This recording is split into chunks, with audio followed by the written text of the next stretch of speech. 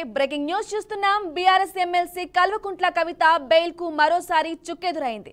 ఆమె bail petition పై విచారించిన Delhi rows avenue court తీర్పును ఈ నెల 6వ తేదీకి వాయిదా వేసింది. ఢిల్లీ లిక్కర్ స్కామ్ కేసులో కల్వకుంట్ల మార్చి 15వ తేదీన ఎన్ఫోర్స్మెంట్ డైరెక్టరేట్ అధికారులు అరెస్టు చేయగా తర్వాత తిహార్ జైలులో ఉన్న కవితను అదే కేసులో సిబిఐ కూడా అరెస్టు చేసింది. సిబిఐ ఈడీ కేసుల్లో కూడా తీర్పును మే 6వ తేదీన విడుదల చేయాలని నిర్ణయించింది. దీంతో మే 6వ తేదీన కవిత బెయిల్ పై తీర్పు వెలువడనుంది. ఇదే విషయంపై మరింత సమాచారం మా ప్రతినిధి వాసు లైన్ లో అందిస్తారు. వాసు, చెప్పండి.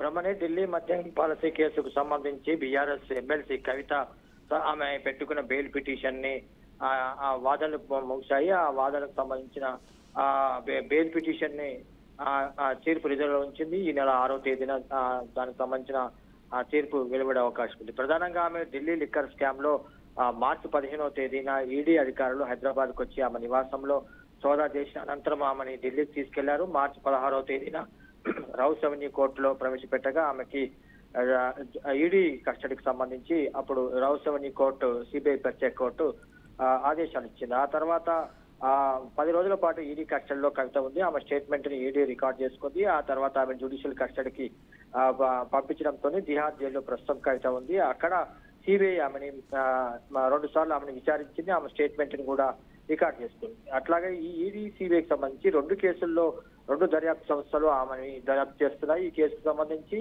ఈమెను అరెస్ట్ చేసిన సమయంలోనే ఢిల్లీ సీఎం కేజ్రీవాల్ ను కూడా అరెస్ట్ చేశారు. ఈ 2 దర్యాప్తు సంస్థలకు సంబంధించి దర్యాప్తు సంస్థల మీద ఆమె బెయిల్ కావాలని చెప్పి పిటిషన్ పెట్టుకుంది. ఈ బెయిల్ అనేక మార్లు రౌస్ అవెన్యూ కోర్టు తిరస్కరించడం జరిగింది.